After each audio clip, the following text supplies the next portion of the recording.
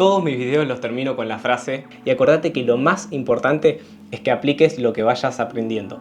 Pero después de este video puede ser que tengas que dejar de aplicar algo que aprendiste. Y es que en este último tiempo se pusieron de moda los picos de glucosa o picos de azúcar en sangre, porque se ve que no tienen nada mejor que hablar o tienen algún producto que vender. Y salieron un montonazo de libros, artículos y miles de publicaciones en redes sociales hablando de lo malo que son estos picos de glucosa y su inminente peligro para tu salud. Por eso quería hacer este video, para explicarles qué de todo esto que anda dando vueltas es una realidad científicamente comprobada hasta el momento y qué no, para que ustedes después puedan ver qué tanta importancia le tienen que dar en su caso en particular y cómo pueden hacer para controlar su glucosa en sangre sin dejar los carbohidratos. Número 1. Picos de glucosa en sangre. Antes que nada tenemos que empezar definiendo qué es un pico de glucosa en sangre, pico de azúcar en sangre o pico de glucemia. Se refieren todas a lo mismo. Para hacerlo fácil, cuando comemos se nos elevan nuestros niveles de glucosa en sangre y nuestro cuerpo libera una hormona llamada insulina para que esta glucosa pueda entrar a los tejidos que la necesitan.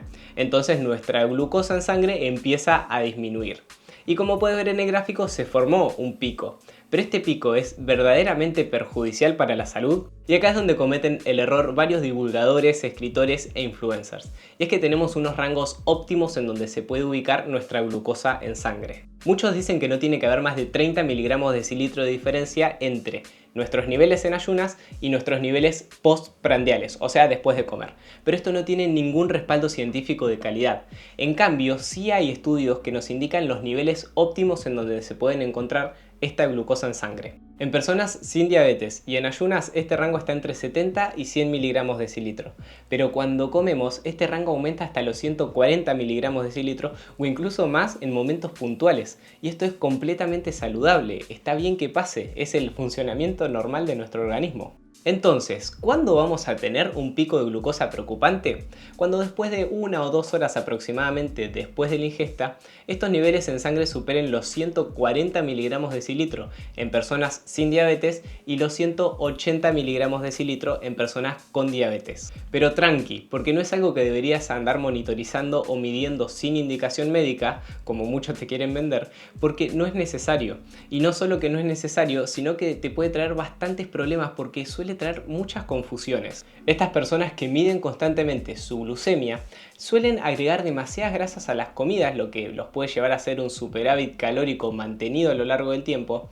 También puede ser que les empiece a producir rechazo a los carbohidratos, lo que algunos autores denominan como carbofobia, y también puede ser que directamente elijan mal los alimentos, porque usan un parámetro para determinar si un alimento es bueno o malo, que es el índice glucémico, el cual no tiene mucha relevancia. Pensalo un momento, ¿no te pasa que solés buscar soluciones puntuales y casi mágicas esperando que tu problema se solucione lo antes posible? Creo que todos lo hacemos en varios ámbitos de nuestra vida y si nos ponemos a pensar sería mucho más inteligente ahorrarnos todo ese tiempo y energía que le dedicamos a estas cosas que en el fondo tenemos dudas a ver si funcionan o no, para invertirlo en las cosas que sí sabemos que funcionan, como puede ser comer más plantas integrales, hacer ejercicio priorizando el de fuerza, descansar mejor, disminuir el estrés o simplemente mejorar nuestras relaciones sociales. Y soy muy consciente de que esto es complicado, muy complicado, pero sería mucho más fácil si en vez de centrar tu atención en un montón de detalles casi insignificantes, te centraras en lo verdaderamente importante, que es lo que mejores y más rápidos resultados te va a traer. Y si te cuesta identificar estos puntos de los que hablo, en mis redes sociales los vivo nombrando y explicando. Y si no, te recomiendo fuertemente consultar con un profesional actualizado. Entonces, hasta ahora sabemos que los picos de glucosa en sangre son importantes, pero no tanto ni en todos los casos. Va a tener más relevancia en personas con diabetes y en personas sin diabetes va a ser algo secundario. Así que no busques tener niveles de glucosa súper estables ni muy bajos para bajar de peso, disminuir la inflamación o lo que sea que te hayan dicho, porque no tiene ningún sentido. Número 2. Factores que afectan a la glucemia. Principalmente la fibra, las proteínas y las grasas ayudan a disminuir estos picos porque hacen que los carbohidratos se digieran más lento. También está el efecto de la segunda comida, y es que cuando hacemos una ingesta rica en carbohidratos, nuestro páncreas es tan generoso que produce un poco más de insulina para la siguiente ingesta y esto hace que el pico sea más bajo. Además, cuando hacemos ejercicio, nuestro cuerpo necesita muchísima glucosa, por lo que empieza a aumentar esta glucosa en sangre para que vaya a todos los tejidos y como no alcanza con la insulina para hacerlos ingresar a estos tejidos, se activa otra vía independiente a la insulina que es muy efectiva para reducir estos picos. En otras palabras, menos silla, menos sedentarismo y más ejercicio y movimiento. Y por último, el sedentarismo, el estrés y la falta de descanso también pueden aumentar la glucemia e incluso la sugestión. Como se vio en este estudio, el mero hecho de pensar que estás consumiendo algo alto en carbohidratos, aunque verdaderamente no sea así, también podría aumentarte la glucosa en sangre. ¿Qué podemos concluir de todo esto? Primero, que los picos de glucosa no son tan importantes como te quieren hacer creer en redes sociales, sino que más bien es algo importante y a tener en cuenta en diabéticos o patologías asociadas y en el resto es algo secundario. Segundo, no hagas tratamientos a enfermedades que no tenés.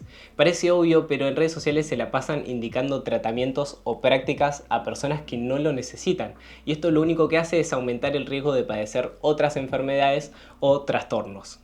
Y por último y más importante es que te enfoques en lo verdaderamente relevante. Y esto aplica tengas diabetes o no. Aunque si tenés diabetes o algo te genera dudas, es muy importante que consultes con un nutricionista. De todo corazón espero que este video te haya servido y acordate que lo más importante es que apliques o dejes de aplicar lo que vayas aprendiendo. Te dejo este video que estoy seguro que te va a servir y te va a gustar. Nos vemos ahí.